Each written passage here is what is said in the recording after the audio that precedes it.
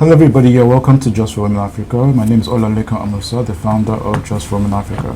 And today on the show, we have Sherifatu Somalia with us. She plays with the Black Queens of Ghana, the senior female team of Ghana. And today, she's with us on the show. Before we start the show, do not forget to hit the subscribe button. Tell your friend who knows a friend about Just for Women Africa. You're welcome to the show, Sherifatu. Thank you so much. Nice having you. For our viewers out there who do not know you, first of all, how old are you? I'm 25 years old. 25 years old. Okay. Yeah. Can you tell us about yourself? Hi everyone, my name is Sherifatu Somalia and I'm 25 years old, born and raised in Tamale, Ghana. I'm a professional player at Deportivo Club de Parquesol in Spain and also a member of the Ghana Black Queens. I have 2 sisters, 1 brother, and in my free time I love watching movies. Okay, Sherifatu, that's really nice. To our viewers out there, can you tell us how you got into football? When I was about 5 years old, my cousins would always come stay with us whenever we have a long break from school, and the boys always took care of me because they were younger and they loved playing soccer in the mornings and afternoons, and they would always take me along with them. And most of the times I would always be a ball girl, and I would just chase after all the balls that went out of bounds and brought them back. Until one day they had a game against other boys from a different community, and they were a player short. So they just put me in to make up the number to be able to play. So I actually didn't touch the ball, but it was really fun. So it just didn't stop there. I kept following them to the field anytime I had the chance, and sometimes they would play me, sometimes they wouldn't play me, but at some point I just kept improving, and I became part of the squad. I always played all the games with them, so that's actually how I started playing. Okay, that's nice. And what year was that? When I was about 5 years old, how a long time ago. I don't remember exactly that year, but Okay, that was a long time ago. Okay, so when you were playing with your brothers and the ball girl and all of that, how did the society around you, your community, your neighbors and your friends and all that, how did they treat you? Did they treat you like, okay, this is a girl who has a future, let's support her? some of them really encouraged me. Some of them, whenever they saw me playing with the boys, they would encourage me to keep it up, because there are a lot of women playing like the Black Queens at that time. They told me more about the Black Queens. I never actually saw them, but so some of them encouraged me, but some of them were so negative. They would always stop my parents, and they would always tell them to make me stop playing with the boys, because some of them would say I would never be able to have children. Some of them would call me names like boy, girl, man, woman. Some of them would say I'm a prostitute because I'm always around the boys. We're always together. So. Okay, but okay, those were your neighbors talking, but how did your family treat you when you were playing football? Did they say stuff, playing football and focus on school, get married, and you had your girl, you lived in the kitchen, you get married, have that kind of stuff? Not really, because I was always playing with my family, my cousins, my brother. We were always playing together. And the thing is, my parents are highly educated, and my dad really loves sports. So sometimes he would stop by when we're playing just to watch. So my family, no one ever told me to stop. I made sure that I finish all my chores. My mom would make sure that I finish all my chores before going to the field in the afternoons. So yeah, I always made sure that I finish my chores before going, but they never actually stopped me from playing. Okay, that's interesting. Okay, you guys out there, you're still watching Just for Women Africa. My name is Olaleka Musa, the founder of Just for Women Africa, and today we have Sherifatu. She plays with the Black Queens of Ghana, and today she's on our show. Okay, so Sherifatu, can you tell us, how did you get discovered? How did you start playing for the Black Princesses, then the Black Queens, and now you're in Europe, in Spain, playing with I can't pronounce the name. It's actually been a long journey. It's been a long journey. I mean, I started playing as a hobby without any purpose or any expectations. I just started playing because I loved playing with the boys. So until some point that I discovered that they had an all girls team in Tamale, and I joined the team when I was in middle school. And I started playing with them, and until we had this major tournament in Accra. It doesn't happen often, but sometimes it happens. The teams from the north would go to the south and compete. And I think there was this game against Accra Gathel. They were at that time the best team in Accra. We played against that team, and it was a really good match. And I played really well. I performed very well in that game. I think that's when the Black Maidens coach at that time, Coach Alote, I think that's when he discovered me. When we came back to Tamale, I had a phone call. At that time, I didn't have a phone. They called my mom. They called on my mom's phone and told me that I was supposed to report to camp, the national camp for the under 17. So yeah, in 2010, that was in 2010. So yeah, that's how I started playing for the Black Maidens. Oh, that's been a really long time till now. Okay, so so you started. So that was what, in 2015, you said? The Black Maidens. My first time with the Black Maidens was in 2010. 2010. Sorry. Okay. Okay. I played 17 again with the Black Maidens because I was still I could still play for the Black Maidens. So I played the Black Maidens 2010 and 2012. Okay. So when did you start playing for the Black Queens, the senior Black, for the senior Black team of the country? Queens in 2018. 2018. Yeah. Okay. So, okay. I'd like to know, over the years since you've been playing football, what has been some of your challenges? I mean, since I started playing for the all-girls team, I actually didn't have a lot of challenges because my parents were there for me. My family supported me and all those stuff. Apart from the negative words that I got from my community, some of my community people from my community when I was younger, the names they called me and all the negative stuff they told me.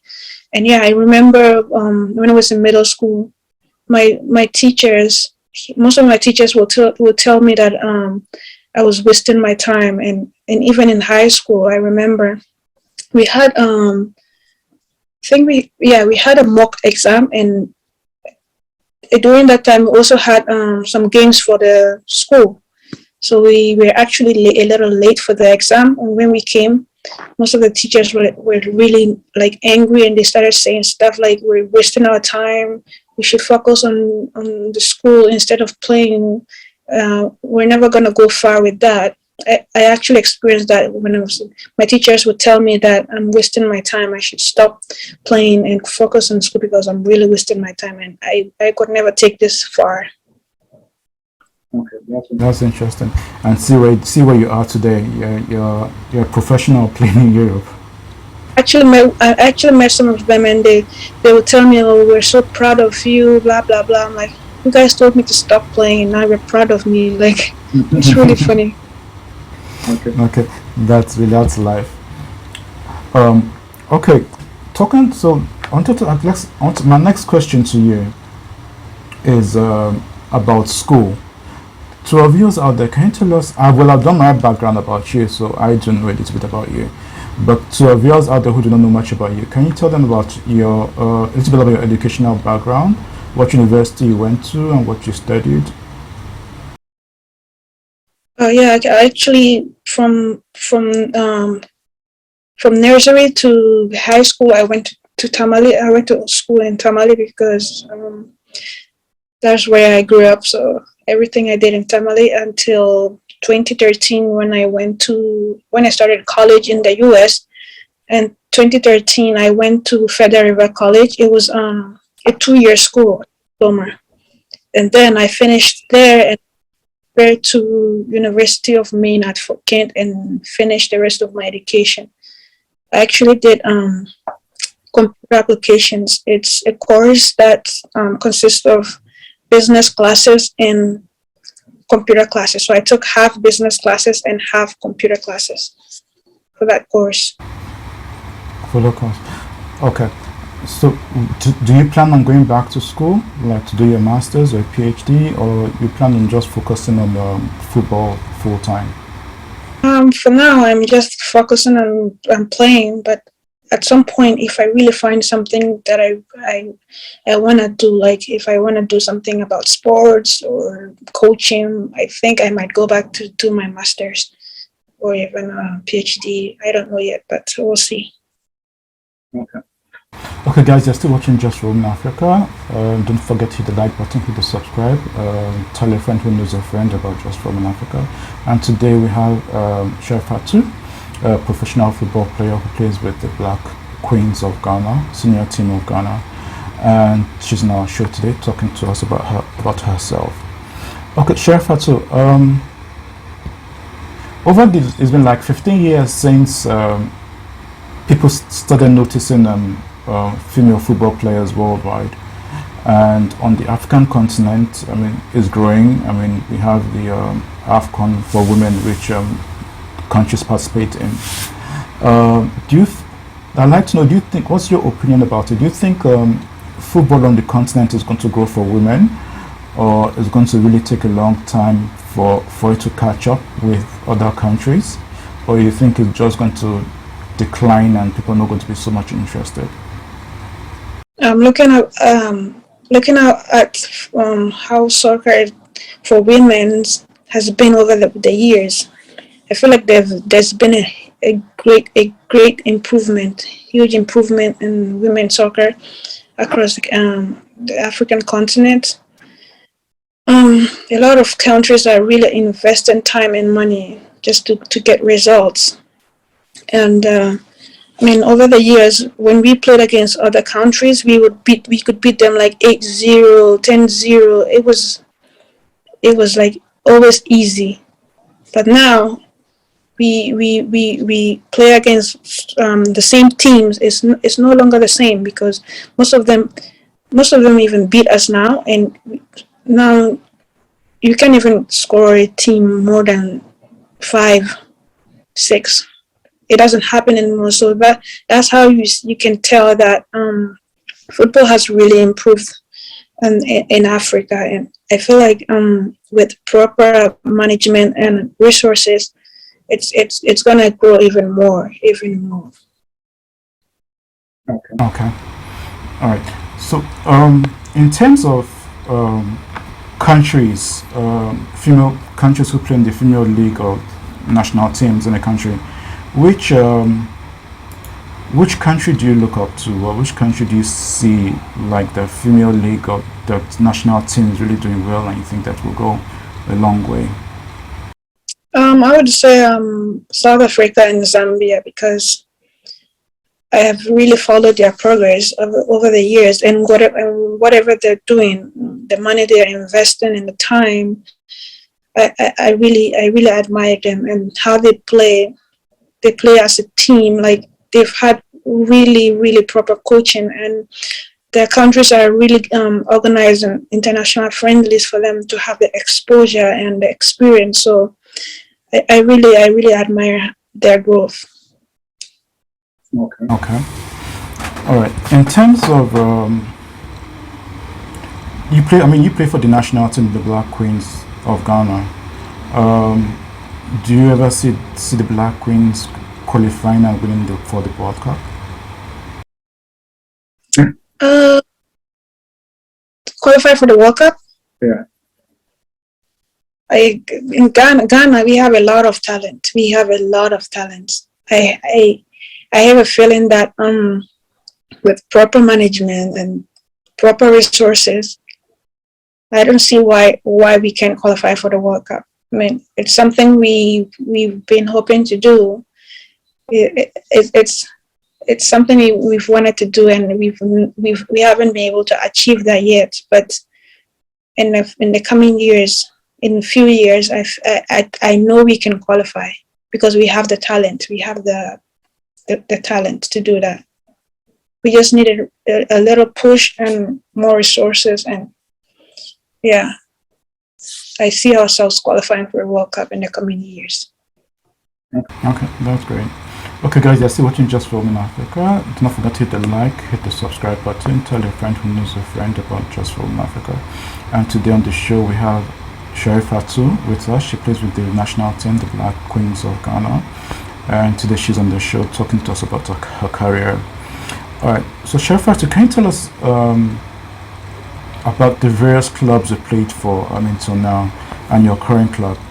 How long have you been there for, and how long have you been playing with them? Since graduating school, I started playing for U Gordon. It was just for a half season, for a few months, because I joined them when they were in the second round of the season. So it was just for half, and then my first full season I played for Malbakens IF, also in Sweden, from 2019. In 2019, and then 2020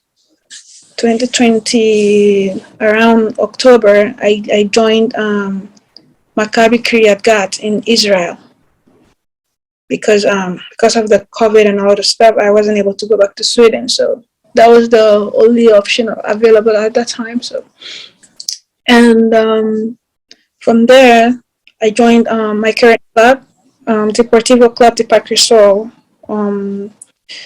2021 September. I joined them last year in September. It's gonna be until the end of May.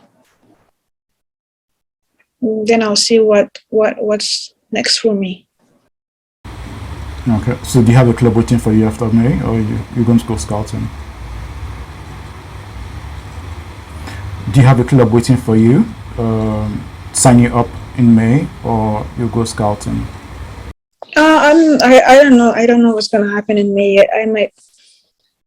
I might play for a different club here in Spain, or I might go somewhere else. It depends on whatever options I have and what the conditions are. I always go for the conditions that I feel like it's best for me. Okay. Let's talk about COVID. 2 years in 2020, COVID really hit everybody worldwide. People lost their jobs, businesses crashed. What has been the effect of COVID on sports? Has it changed sports for better or for worse? Apart from always having to do the COVID tests and wearing the mask all the time, it hasn't actually affected sports that much.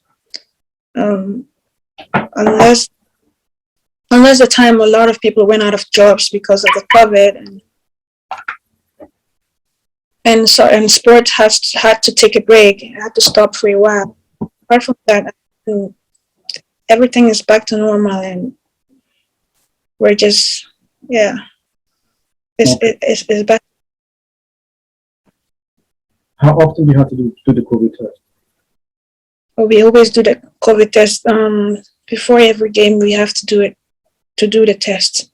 3 days. 3 days before the game, we always have to do it.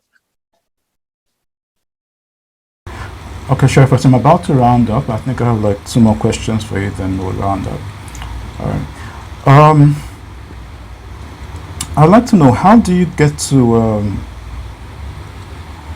balance your personal life and football? I mean, is it difficult or challenging rather?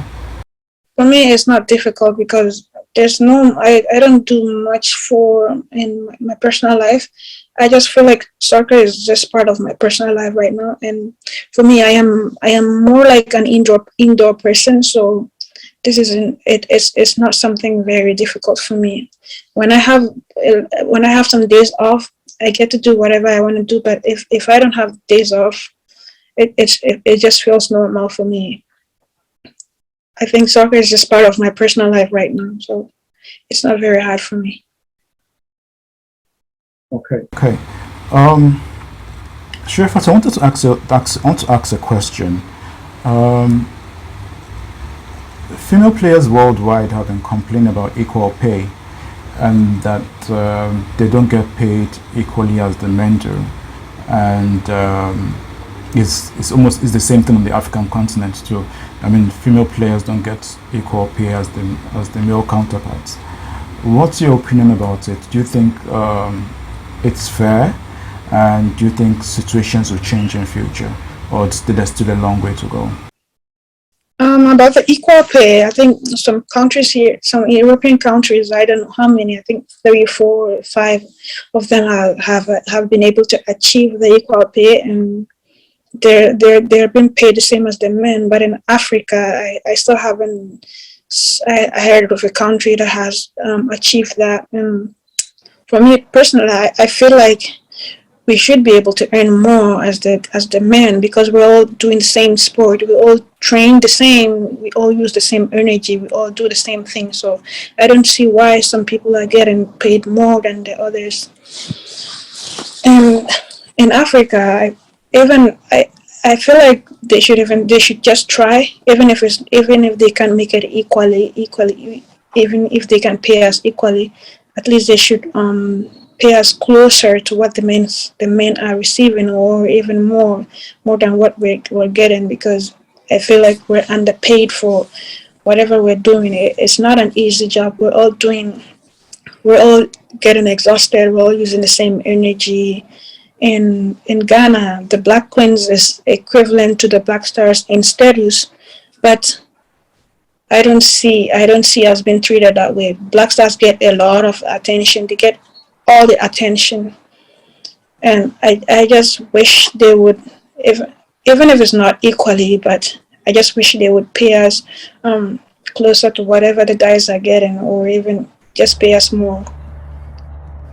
And I don't know what's gonna happen in the future, but I hope that things change and the women also get some attention and be able to get paid as much as the guys. So, Okay. Okay, sure, Feta. Okay, so my last question, then we'll not round up the show. But to you guys out there who's watching, this is Just from Africa. Don't forget to hit the like button, hit the subscribe, tell your friend who knows a friend about Just from Africa. Today on the show we have Sherifat too, who plays for the Black Queens of Ghana, the senior female Black Queens of Ghana. And she's on our show today telling us about her career and what's and for the future and for the future. All right, so Sherifat too. A lot of women, okay, this has nothing to do with football per se, but a lot of women out there say as a woman it's difficult to climb up the ladder, that men take advantage of them sexually, that they feel it's just a man's world, like issues of equal pay and all. But I mean, women like you have been to work hard, get to where you're playing professionally. A lot of women are running businesses and on board of directors. What advice can you give out to your African fellow women out there about being a woman and how to achieve?